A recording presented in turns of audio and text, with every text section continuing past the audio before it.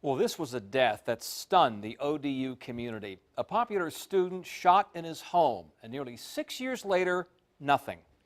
Norfolk police have not identified suspects in the murder of Chris Cummings.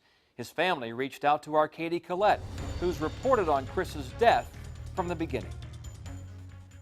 Chris was a rising junior at Old Dominion University studying pre-law. Friends and family described him as popular and spontaneous.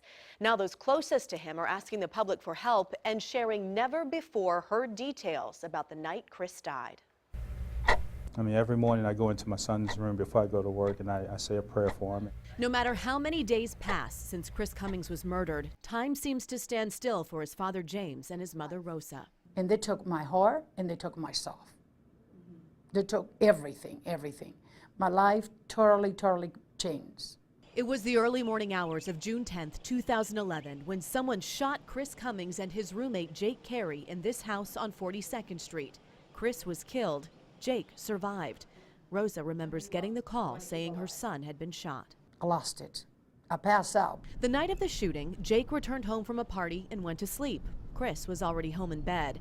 Shortly after, someone kicked in their front door. I immediately woke up. And when I woke up, I heard them run right up the stairs. Jake says he heard yelling and then a gunshot, followed a short time later by another gunshot. He quietly opened his bedroom door and saw a man run past him.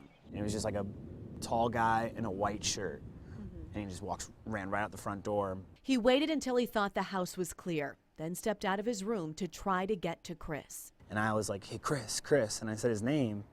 And then I remember I took about 2 steps and then I got shot. Jake was shot 5 times. New information Jake says he's never told the media. During his interview with police, Jake revealed to them details about an incident that happened several hours before the shooting. One of Chris's friends from Newport News came to visit him with 2 other people Chris did not know.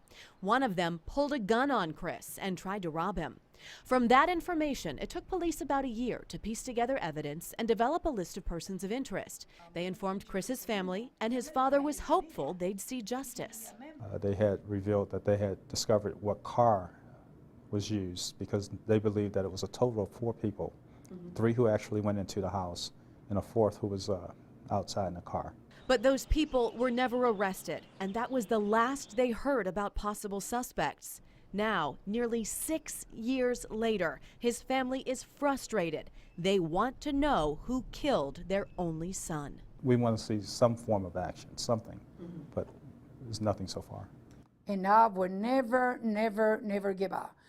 Norfolk police issued us this statement telling us their cold case detectives are working closely with the Norfolk Commonwealth's Attorney's Office on this case, and they are still reviewing evidence and leads.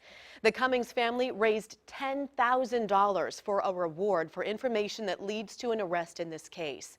And remember, you can also call the crime line and you can always remain anonymous. That number, 1-888-LOCK-YOU-UP. Katie Collette, 10 on your side.